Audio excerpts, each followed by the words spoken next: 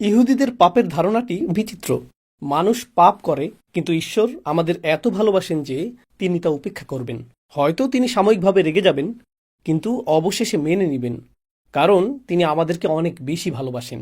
কারণ আমরা বিশেষ মানুষ, আমরা সুবিধাপ্রাপ্ত, আমরা বাছাইকৃত জাতি, তাই আমরা যা খুশি তাই করতে পারি। আমরা তার অবাধ্য হলে তিনি অসন্তুষ্ট হন, কিন্তু ততটা না। এটা কিছু না। لن تمسنا النار إلا أياما معدودة। আগুনে পুড়তে হলেও তা অল্প কয়েকদিনের বেশি হবে না, এরপর সব ঠিক হয়ে যাবে। খ্রিস্টানদের পাপের ধারণাটি ছিল বেশ ভারী। খ্রিস্টানদের পাপের ধারণাটি ছিল আদম আলাইহিসসালাম সেই গাছের ফল খেয়েছিলেন, এবং যেহেতু তিনি সেই গাছের ফল খেয়েছিলেন, ঈশ্বর আদমের উপর এতটাই ক্রুদ্ধ হয়েছিলেন যে তিনি তাকে অভিশাপ দিয়েছেন।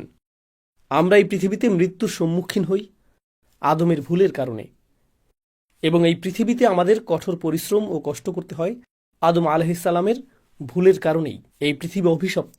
তো তার পাপের কারণে গাছের ফল খাওয়ার সেই আদি পাপ বা প্রথম পাপের ফলে আমরা সবাই এর মূল্য দিচ্ছি এবং দিতেই থাকব। আর সেই মূল্য এতটাই ভারী যে আপনি যতই ভালো কাজ করেন না কেন তা যথেষ্ট নয়। আপনি মুক্তি পেতে পারবেন না। আপনি অত্যন্ত পাপী, আপনি অত্যন্ত বিপর্যস্ত। তাই তাদের এমন একজনকে দরকার ছিল, ঈশ্বরকে তার নিজের পুত্র হিসেবে কাউকে পাঠাতে হয়েছিল মানবজাতির পাপের মূল্য পরিশোধের নিমিত্তে উৎসর্গ হওয়ার জন্য। কারণ মানুষ যাই করুক না কেন কখনোই তাদের পাপের মূল্য শোধ করতে পারবে না। ঈশ্বরকে বিশেষ কাউকে পাঠাতে হয়েছিল তাদের পাপের মূল্য শোধ করার জন্য। এটাই পাপ সম্পর্কে তাদের ধারণা। আর কোরআন যা বলছে তা হলো, এটি আমাদেরকে আদম আলাইহিসসালামের ঘটনার প্রথম পাপটির প্রসঙ্গে নিয়ে যায়। যদি আপনি এটাকে পাপ বা ভুল বলতে চান একজন মানুষের দ্বারা সংঘটিত, সেটি ছিল প্রথম অবাধ্যতা।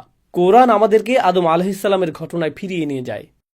সংক্ষিপ্ত এই আলোচনায় আমরা যা শিখব তার মধ্যে একটি হলো, যেই মুহূর্তে তারা দুজনেই সেই গাছের ফল খেলেন আলাইহিমাসসালাম, আল্লাহ আজ্জা ওয়া জাল্লা বলছেন, بدت لهما سوآتهما। সহজভাবে বলতে গেলে তাদের পোশাক খুলে গিয়েছিল। আদম এবং হাওয়া দুজনেই তৎক্ষণাৎ বিবস্ত্র হয়ে গিয়েছিলেন। আপনি হয়তো ভাবছেন কেন আল্লাহ আমাদেরকে এটা বললেন।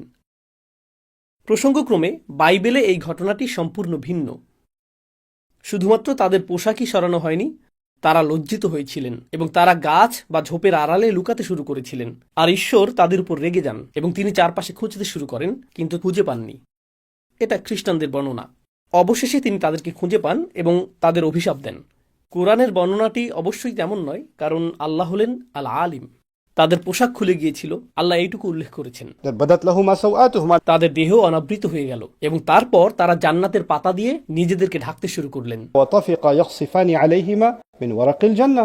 তারা এটাই করতে শুরু করলেন। প্রশ্ন হলো, আমরা এটা থেকে কি শিখতে পারি? কেন আল্লাহ আমাদেরকে এই খুঁটিনাটি বলছেন?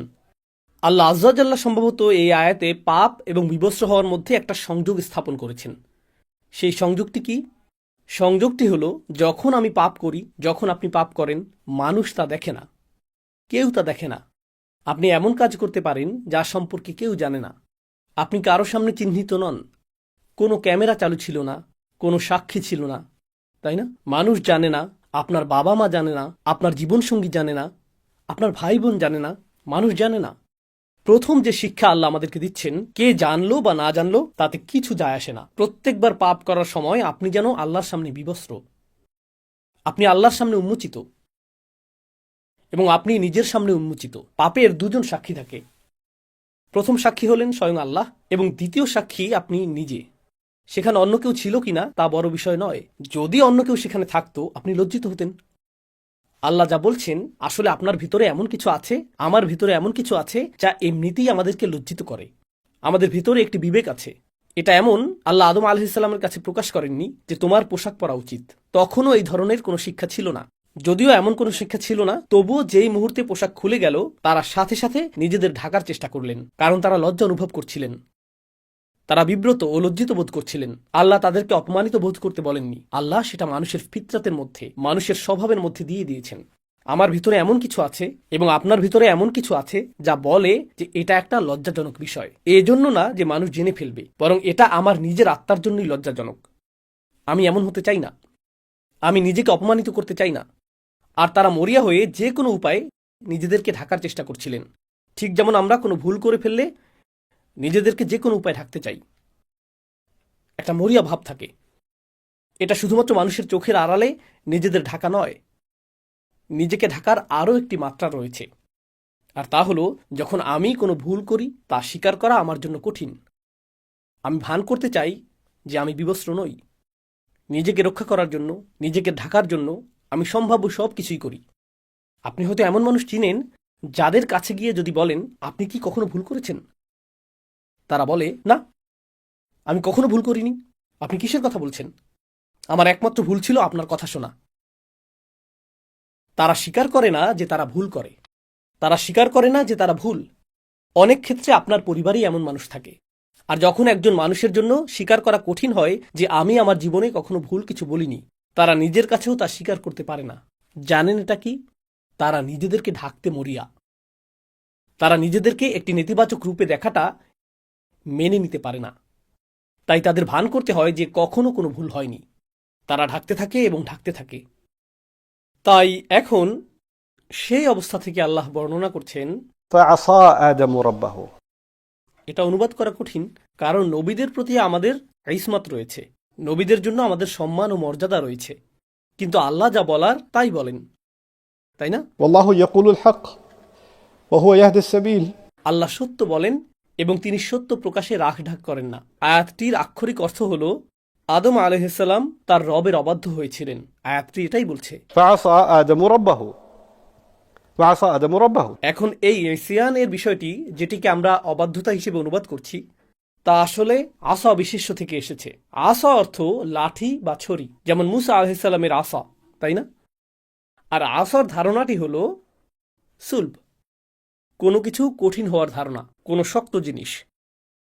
পাপের ধারণাটি হল আমার এবং আপনার হৃদয় স্বাভাবিকভাবেই কোমল হওয়ার কথা। এটা আল্লাহর স্মরণে পরিপূর্ণ থাকার কথা। আল্লাহ এভাবেই আমাদেরকে তৈরি করেছেন। আর যখন কোনো পাপ সংঘটিত হয় এবং তা উন্মোচিত হয়, সাথে সাথেই হৃদয় বলে, তোমার ভুল ঢেকে ফেলো, তোমার ভুল ঢেকে ফেলো, প্রতিক্রিয়া দেখাও।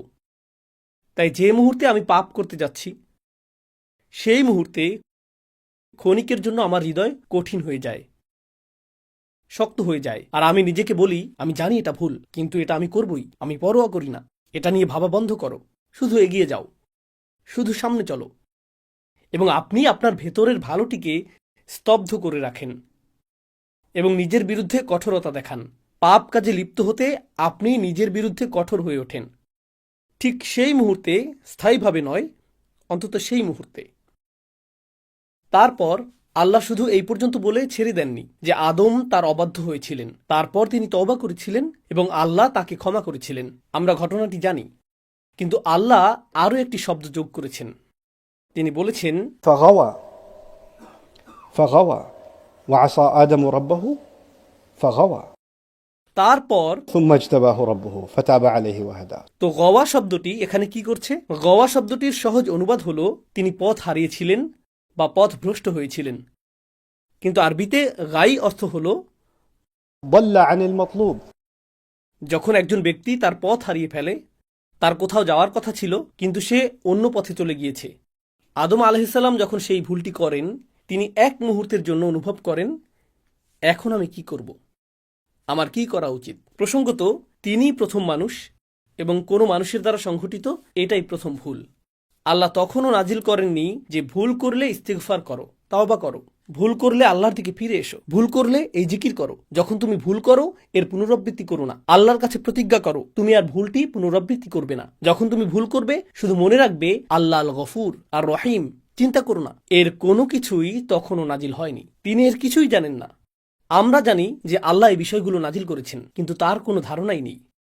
তিনি শুধু এটুকুই জানেন যে তিনি জান্নাতে প্রবেশের আগে ইবলিসকে দেখেছিলেন। তিনি পুরো ঘটনাটি দেখেছিলেন। তিনি দেখেছিলেন আল্লাহ হুমকি দিচ্ছেন, আদমের সন্তানদের মধ্যে যারা ইবলিসের অনুসরণ করবে, আমি তাদের দিয়ে জাহান্নাম পূর্ণ করব।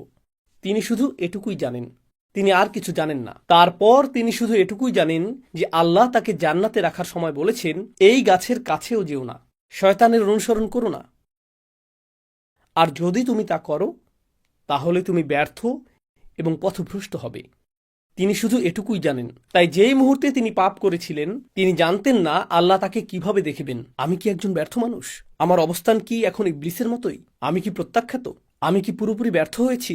আমি কি জীবনে ব্যর্থ? এখান থেকে ফেরার কি কোনো পথ নেই? আল্লাহ কি আমার সাথে আর কখনো কথা বলবেন? গোটা জান্নাত আমার কাছে ছিল, শুধু একটি গাছ থেকে দূরে থাকার কথা ছিল, আর আমি সেই একটি গাছ থেকেই দূরে থাকতে পারলাম না। এটা তো কঠিন নির্দেশনাও ছিল না। আমি কিভাবে এই ফাঁদে পড়লাম? আমি নিজের সাথে এটা কিভাবে করতে পারলাম? তিনি নিজের উপর রাগান্বিত। তিনি জানেন না নিজের সাথে কি করবেন। যেখানে থাকার কথা ছিল তিনি সেখান থেকে হারিয়ে গেছেন। আমার কোথায় যাওয়ার কথা? পোশাকটি কি কখনো ফিরে আসবে? আমি কি এই পাতা পরেই থাকব? আল্লাহ আমাকে কি বলবেন? এখানে উদ্বেগ রয়েছে, ভয় রয়েছে, রয়েছে আত্মবিচার, রয়েছে লজ্জা, রয়েছে অপরাধবোধ, রয়েছে অনুশোচনা। আল্লাহ আমাদের শেখাচ্ছেন, কারণ সেই পাপটি আপনাদের প্রত্যেকের জন্য, আমার নিজের জন্য এবং আমার পরিবারের প্রত্যেক সদস্যের জন্য। প্রত্যেকবার পাপ করার সময় একটি শিক্ষা হওয়া উচিত। এখন আমি কি করব? আমার কি করার কথা? আল্লাহ এখন আমাকে কিভাবে দেখবেন? আমি তো ভালো ছিলাম। আল্লাহ আমাকে সম্মান দিয়েছেন। আল্লাহ আমাকে ইসলাম দিয়েছেন। আল্লাহ আমাকে হজ করার সামর্থ্য দিয়েছেন। আল্লাহ আমাকে উমরা করার সামর্থ্য দিয়েছেন। আমি কিভাবে এই ভুল করলাম? আদম আলাইহিসসালামের কথা ভাবুন। আল্লাহ আমাকে এত সম্মান দিয়েছেন, সমস্ত ফেরেশতারা সিজদা করেছিল। আল্লাহ আমাকে জান্নাতে একটি স্থান দিয়েছেন। আল্লাহ আমাকে আমার জীবনসঙ্গী দিয়েছেন। আল্লাহ আমাকে এই সমস্ত রিজিক দিয়েছেন। আমি কিভাবে আল্লাহর অবাধ্য হলাম? আমি কিভাবে তা করতে পারলাম? এটাই গাই। গাই শব্দটির আরেকটি অর্থ হলো فصد عن العيش عليه العيش. আল ফাসাদ আলাইহিল আইশ। এর অর্থ কোনো ব্যক্তি আর স্বস্তিপূর্ণ জীবনযাপন করছে না। তার পাপ শুধু পাপেই সীমাবদ্ধ নয়, সে আর নিজের সাথেই থাকতে পারছে না। সে গভীর অস্বস্তির মধ্যে রয়েছে। সে স্বস্তি খুঁজে পাচ্ছে না। প্রকৃতপক্ষে গাই শব্দটি এক্ষেত্রেও ব্যবহৃত হয় যখন শিশুকে দুধ দেওয়া হয় এবং কখনো কখনো তার পেট গ্যাসে পূর্ণ ও শক্ত হয়ে যায় এবং সে ব্যথায় কাঁপতে শুরু করে, কারণ সে ঠিকমতো দুধ হজম করতে পারছে না। আর যখন আপনার পেটের সমস্যার কারণে গ্যাস বা ডায়রিয়া বা বমি হয়, অর্থাৎ গ্যাস্ট্রোনমিক্যাল সমস্যা হয়, সেটাকেও আসলে মিগওয়াত বলা হয়। আরবিতে এটাকেও গাই বলা হয়। আল্লাহ যেন বলছেন যে যখন সে এই ভুলটি করে, তার ভেতরে কোনো একটি অস্বস্তি তৈরি হয় আর তার ভেতরে কোনো একটা অশান্তি সৃষ্টি হয়। সে নিজের সাথেই সহজ হতে পারে না। فإن له معيشة ضنكا. একই সূরা এসেছে যে আল্লাহ ও তার রাসূলের অবাধ্য হবে, সে একটি অস্বস্তিকর, সংকুচিত, সীমাবদ্ধ জীবনযাপন করবে। পাপ দেখতে ভালো, এটা আকর্ষণীয়, কিন্তু একবার আপনি তা করে ফেললে একটি অসুস্থতা বোধ চলে আসে। ঠিক যেমন মানুষ মাতাল হলে পরের দিন অসুস্থতা দেখা দেয়, একই সাথে পরিণতিও আসে। এটাই ফিতরা যা আল্লাহ সৃষ্টি করেছেন। যে কোনো বিষাক্ত জিনিস, আপনি হয়তো কোনো এক মুহূর্তে কোনো মাদক বা অ্যালকোহল বা অন্য কিছু থেকে এক ধরনের উন্মাদনা পেতে পারেন, অথবা জুয়া বা অন্য কিছু থেকে আপনি উত্তেজনা পেতে পারেন, কিন্তু এর প্রভাব কেটে যাওয়ার পর দেখতে পান যে আপনি এখন ঋণী। মানুষ আপনাকে খুঁজে বেড়াচ্ছে, আর আপনি আপনার পরিবারকেও ধ্বংস করে দিয়েছেন। এমন একজনের সাথে আমার সাক্ষাৎ হয়েছিল যার মদ্যপানের অভ্যাস ছিল। সে বলল, আমি মদ্যপান ছেড়ে দিয়েছি। কেন? কারণ একদিন সকালে আমি ঘুম থেকে উঠে দেখি আমার হাতে রক্তমাখা, আর আমি জানতামও না এটা কার রক্ত। রাস্তা দিয়ে হাঁটার সময় যে লোকটি আসছে, এটা কি সেই লোক যাকে আমি মেরেছিলাম? এখন কি সে আমাকে মেরে ফেলবে? তাই আমি সারাদিন ভয়ে ভয়ে ঘুরে বেড়াতাম, কারণ আমি জানি না কাকে আমি মেরেছিলাম। সুবহানাল্লাহ। তারা এর মধ্যেই বাস করে। আপনি একটি পাপ করেন এবং এর সাথে আসে এক অস্বস্তিকর জীবন, এর সাথে আসে এই অস্থিরতা। আদম আলাইহিসসালাম এই অস্থিরতার মধ্যেই ছিলেন। এটা বোঝা জরুরি, কারণ যখন আপনি সেই অস্থিরতার মধ্যে থাকেন এবং আপনি পথ হারিয়ে ফেলেন, তখন আপনার মনে হয় আপনার আশা শেষ। নিজেকে মুক্ত করার জন্য আপনার কিছুই করার নেই, যা আসলে একটি খ্রিস্টান ধারণা। আদম সেই ফল খেয়েছিলেন, তা আমি আপনাদের আগেই বলেছিলাম। তার মুক্তি এখন অসম্ভব। এর সংশোধনের জন্য তার কিছুই করার নেই। আপনি যতই ভালো কাজ করুন না কেন, আপনি সব কিছু নষ্ট করে ফেলেছেন। আপনি যতই প্রার্থনা করুন, যতই দান করুন, যতই তওবা করুন, আমি জানি আপনি আসলে কি। আমি জানি আপনার ভিতরের শয়তানি। আপনি যথেষ্ট ভালো নন। আপনার সকল কাজ মূল্যহীন। আর জানেন, ইবলিস এই ধারণাটি মুসলিমদের কাছে বিক্রি করতে খুব পারদর্শী। ঠিক গতকাল একজনের সাথে আমার সাক্ষাৎ হয়েছে, যে আমাকে বলেছে, আমি কুরআন তেলাওয়াত করি, আমি ইবাদত করি, আমার মনে হয় আমি আল্লাহর সাথে সংযুক্ত নই। এর কোনো কিছুই কোনো কাজে আসছে না। আপনার কি মনে হয় এই ধারণাটি কোথা থেকে এসেছে? সে এমনকি বলেছে, আমি অন্য মানুষকে দেখি, তারা কুরআন তেলাওয়াত করে, তারা ইবাদত করে, তারা আমার চেয়ে অনেক বেশি ভালো কাজ করে। আপনার এই ধারণা কোথা থেকে আসে? আপনি ভাবেন তারা ভালো কাজ করছে, আর আপনার আমল কোনো কাজেই আসছে না। তুলনার এই ধারণা কে চায় আপনি তুলনা করেন? ইবলিস চায় আপনি তুলনা করেন, কারণ সে তুলনা করেছিল। ইবলিস চায় আপনি ভাবুন আপনি যাই করেন তা যথেষ্ট নয়, কারণ তার উদ্দেশ্য হলো আপনাকে বিশ্বাস করানো যে আপনি যথেষ্ট ভালো নন। আপনি এতটাই ভালো যে সমস্ত ফেরেশতারা সিজদা করেছিল। কিন্তু ইবলিসের কাজ হলো আপনাকে বোঝানো আপনার কোনো কাজই আপনাকে মুক্তি দিতে পারে না। আপনি একটি ভুল করছেন আর আপনি শেষ। কেন? কারণ ইবলিস একটি ভুল করেছিল এবং সে বিশ্বাস করেছিল সে শেষ। সুতরাং সে চায় আপনি তাই বিশ্বাস করুন যা সে বিশ্বাস করে। আসলে এটাই গাই। যেমনটি আল্লাহ বলেছেন, আদম ভুল করার পর এই গাই অনুভব করেছিলেন।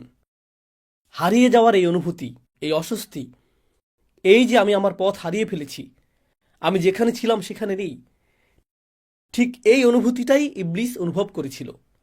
সে আল্লাহকে বলেছিল فبما أغويتني একই শব্দমূল থেকে, আপনি আমাকে গাই অনুভব করিয়েছেন এবং সেই কারণেই আমি তাদেরকে পথভ্রষ্ট করব। সে অনুভব করেছিল যে সে গাইয়ের অভিজ্ঞতা লাভ করেছে, তাই সে চায় আদম সন্তানেরা এবং স্বয়ং আদমও গাইয়ের অভিজ্ঞতা লাভ করুক। فغوى এবং এই দুর্বল মুহূর্তে খ্রিস্টানরা বলে আপনার মুক্তি অসম্ভব। আমি আরেকটি প্রোগ্রামে দর্শকদের বলেছিলাম যে আপনি যদি বিশ্বজুড়ে পুরনো গির্জাগুলিতে যান, আপনি লক্ষ্য করবেন বিশেষ করে ক্যাথলিক গির্জাগুলোতে তাদের জানালাগুলো খুবই অন্ধকার। তাদের জানালায় কালো দাগ থাকে। দেখবেন ভবনটি খুবই অন্ধকারাচ্ছন্ন, খুব উঁচু ছাদ, আর ভেতরে প্রবেশ করলে আপনি এক প্রকার ভয় পেয়ে যাবেন। বড় গির্জা আছে এমন শহরগুলিতে যদি কখনো ঘুরে থাকেন, যদি আপনি কোনো মসজিদের কাছে যান, আপনি স্বস্তি অনুভব করবেন। কোনো গির্জার পাশ দিয়ে হেঁটে গেলে হাঁটার গতি বাড়িয়ে দেন, তাই না? আপনি যদি একটি বড় গির্জায় প্রবেশ করেন, দেখবেন সেখানে অনেক অন্ধকার। সামনের দিকেই যিশু অথবা মেরির কোনো চিত্র বা দেয়ালে খোদাই করা মূর্তি থাকে এবং সেটি সবসময় সাদা বা স্বচ্ছ কাচ দিয়ে করা হয়, কালো কাচ নয়। কেন? কারণ তারা চায় সেখান থেকে সূর্যের আলো ভেতরে আসুক, যাতে আপনি অনুভব করেন যে আপনার জীবন অন্ধকারে ঘেরা এবং আলো একমাত্র যিশুর কাছেই রয়েছে। ইসলামে এই ধারণাটি এরকম, মূলত আপনার ভেতরে একটি আলো রয়েছে, আপনার ভেতরে একটি ফিতরা রয়েছে এবং সেই প্রত্যাদেশ আল্লাহ আমাদের যে বার্তা দিয়েছেন সেটিও আলো। আপনার ভেতরের আলো আল্লাহর বাণীর আলোর সাথে মিলিত হয়। আল্লাহ এটিকে বর্ণনা করেছেন নূরুন আলা নূর হিসেবে। তিনি এটিকে এভাবেই বর্ণনা করেছেন। তাদের ধারণা হলো আপনি অন্ধকারে রয়েছেন এবং আলো খুঁজে পাওয়ার একমাত্র মাধ্যম এমন কেউ যাকে রক্তাক্ত করে উৎসর্গ করা হয়েছিল। সুবহানাল্লাহ। আল্লাহ আমাদের চমৎকার একটি ধর্ম দিয়েছেন যেখানে আমরা ভুল করলেও এর অর্থ এই নয় যে আমাদের আলো অদৃশ্য হয়ে গেছে। এর অর্থ এই নয় যে আমরা এখন শেষ হয়ে গেছি, আমরা ভেঙে পড়েছি। প্রকৃতপক্ষে সূরা নূরে যখন কেউ অনেক পাপ করে, আল্লাহ তার পাপকে এমন কারোর সাথে তুলনা করেছেন যে সমুদ্রের মধ্যে ডুবে যাচ্ছে অন্ধকার রাতে, ঝড়ের কবলে, আকাশে মেঘ আর পানিতে আলো প্রবাহের সমস্যা হলো আপনি যত গভীরে যাবেন তত অন্ধকার হতে থাকবে, তত অন্ধকার হতে থাকবে, তত অন্ধকার হতে থাকবে। এবং আপনি যখন সমুদ্রের গভীরে পৌঁছে যাবেন, সেখানে রয়েছে সুনামির ঢেউয়ের উপর ঢেউ, তাই না? موج من فوقه سحاب। আল্লাহ এভাবেই বর্ণনা করেছেন। সে তলদেশে রয়েছে। এখন এই ব্যক্তিটি সমুদ্রের তলদেশে, সেখানে কোনো আলো নেই। আর তারপর আল্লাহ বলছেন, إذا أخرج يده لم يكد يراها। তিনি বলেননি যে, إذا أخرج يده لم يرها। তিনি বলেছেন যখন সে সমুদ্রের তলদেশে হাত বের করে, আপনি ভাবতে পারেন যে আল্লাহ বলবেন হাত বের করলে, এমনকি সে তার হাতও দেখতে পায় না। আল্লাহ বলছেন যখন সে হাত বের করে সে প্রায় তার হাত দেখতে পায় না, এমনকি তখনও সে তার হাত কিছুটা দেখতে পায়। দেখার জন্য আপনার আলো প্রয়োজন। আর আল্লাহ বর্ণনা করছেন যে আপনি সমুদ্রের তলদেশে আছেন যেখানে কোনো আলো নেই।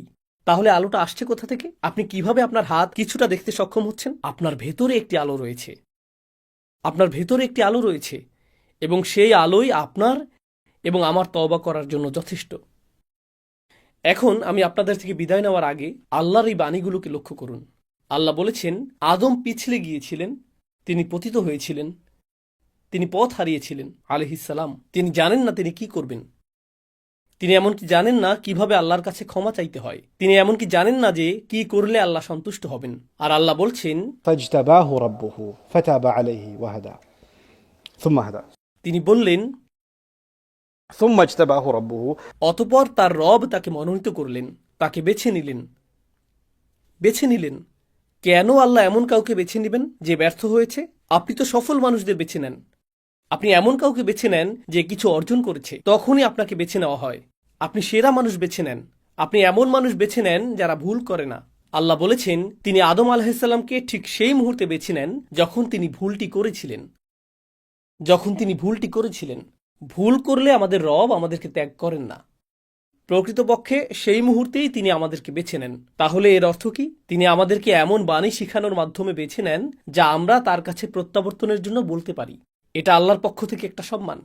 অধিকাংশ মানুষ জানে না কিভাবে সৃষ্টিকর্তার কাছে ফিরে আসতে হয়, তারা জানে না।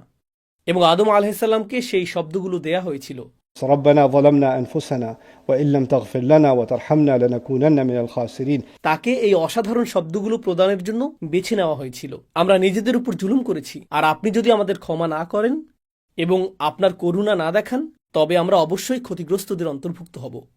কি চমৎকার কথা! আদম আলাইহিসসালামকে জান্নাত থেকে বের করে পৃথিবীতে নামিয়ে দেয়া হয়েছিল। আদম আলাইহিসসালাম আল্লাহর অবাধ্য হয়েছিলেন, তার পোশাক খুলে নেওয়া হয়েছিল। আদম আলাইহিসসালামের সাথে অনেক লজ্জাজনক ঘটনা ঘটেছে, এবং সেই সমস্ত লজ্জার শেষে তিনি এই শব্দগুলোর মাধ্যমে আল্লাহর দিকে ফিরেন এবং বলেন, হে আল্লাহ, আপনি যদি ক্ষমা না করেন এবং রহমত প্রদর্শন না করেন, আমি ক্ষতিগ্রস্তদের অন্তর্ভুক্ত হব। এর অর্থ কি? আমি এখনো ক্ষতিগ্রস্তদের অন্তর্ভুক্ত নই। যা কিছু ঘটেছে, এখনো আমি খাসির নই, এখনো ক্ষতিগ্রস্ত নই। আমি ক্ষতিগ্রস্ত হব যদি আপনি আমাকে ক্ষমা না করেন। তিনি বিশ্বাস করেন না যে আল্লাহ তাকে ক্ষমা করবেন না, বা তিনি ক্ষমার অযোগ্য, তিনি তা বিশ্বাস করেন না। আল্লাহ তাকে এই শব্দগুলো দিয়েছেন এটা জানানোর জন্য যে তোমাকে ক্ষমা চাইতে হবে। খ্রিস্টান ধারণাটি হলো তুমি ক্ষমার অযোগ্য। ইহুদি ধারণাটি ছিল তোমার ক্ষমা চাওয়ারই প্রয়োজন নেই, ঈশ্বর তোমাকে অনেক বেশি ভালোবাসেন, তিনি নিজে থেকেই ক্ষমা করে দিবেন। আদমকে বলা হচ্ছে তোমার ক্ষমা নিশ্চিত নয়, বরং তোমার শাস্তিও নিশ্চিত নয়। তোমাকে দেখাতে হবে যে তুমি সত্যি অনুতপ্ত। সুতরাং তুমি যা করেছো তার জন্য তোমাকে দায়িত্ব নিতে হবে। রব্বানা যালামনা আনফুসানা, আমি দায়িত্ব নিচ্ছি। হে আল্লাহ, আমরা নিজেদের প্রতি জুলুম করেছি, এখন আমরা আপনার ক্ষমা চাই। আর যদি আমরা আপনার ক্ষমা না পাই, তবে আমরা ক্ষতিগ্রস্তদের অন্তর্ভুক্ত হব। وإن لم تغفر لنا وترحمنا لنكونن من الخاسرين। সুতরাং আল্লাহ বলেন, ফাতাবা আলাইহি, যখন আপনি আন্তরিকভাবে আল্লাহর দিকে ফিরেন, তখন ভুলটা কি ছিল তা কোনো বিষয় নয়। কিন্তু ভুলের আগে এবং ভুলের পরে দুটি ভিন্ন জীবন। ভুলের আগে তিনি ছিলেন জান্নাতে, ভুলের পরে তিনি পৃথিবীতে, তাই না? ভুলের আগে আপনি যা খুশি খেতে পারতেন, যেখানে খুশি যেতে পারতেন, إنك لا تظمأ فيها ولا تضحى। কোনো তৃষ্ণা নেই, ক্ষুধা নেই। এটা ছিল ভুলের আগের জীবন। ভুলের পরে ছিল পরিশ্রম, পরিবর্তিত আবহাওয়া, বিপদ আপদ। জীবন এখন ভিন্ন। আপনি হয়তো বলতেন, আল্লাহ আমাকে কত ভালোবাসতেন, জান্নাত ছিল আমার, আর এখন আমাকে এই পৃথিবীতে থাকতে হচ্ছে, জীবন এখানে কঠিন। ইস, আমি যদি কখনোই ভুল না করতাম। না না না না না না, আপনি অনুশোচনা নিয়ে পেছনে ফিরে তাকান না এবং বলেন না আমি পড়ে গিয়েছিলাম। এর অর্থ শুধুমাত্র এই যে একটি ভুলের পরে আল্লাহ আপনাকে একটি নতুন বাস্তবতা দেন, এবং এখন আপনাকে সেই নতুন বাস্তবতার মুখোমুখি হতে হবে। আগামীকাল হবে আরেকটি বাস্তবতা, পরশু হবে আরেকটি বাস্তবতা। প্রতিটি নতুন বাস্তবতার সাথে আপনি হয়তো ভিন্ন ধরনের ভুল করার চ্যালেঞ্জের সম্মুখীন হবেন। আপনি এবং আমি যখন জীবনে যাত্রা অব্যাহত রাখব, নতুন ধরনের চ্যালেঞ্জ আসতে থাকবে, নতুন ধরনের ভুলের সুযোগ আসতে থাকবে, এবং আমরা সেগুলো এড়ানোর জন্য সর্বোচ্চ চেষ্টা করব। কিন্তু কখনো কখনো আমরা পিছলে যাব এবং পড়ে যাব। আর যখন আমরা পিছলে যাই এবং পড়ে যাই, আমরা বলবো না যে ইস, গত রমজান আমি কত ভালো ছিলাম, আমি জানি না এখন আমার কি হয়েছে। আমি যখন হজ করেছিলাম তখন অনেক ভালো ছিলাম, আমি আল্লাহর অনেক কাছাকাছি ছিলাম, জানি না কিভাবে সব তালগোল পাকিয়ে ফেলেছি, আমি এখন একজন ব্যর্থ মানুষ। আপনি পেছনে ফিরে তাকাতে থাকবেন না এবং বলবেন না যে আগের অবস্থা ভালো ছিল, এখন কি হলো। কারণ যদি তেমনটা ঘটতো, আদম আলাইহিসসালাম পেছনে ফিরে তাকাতেন।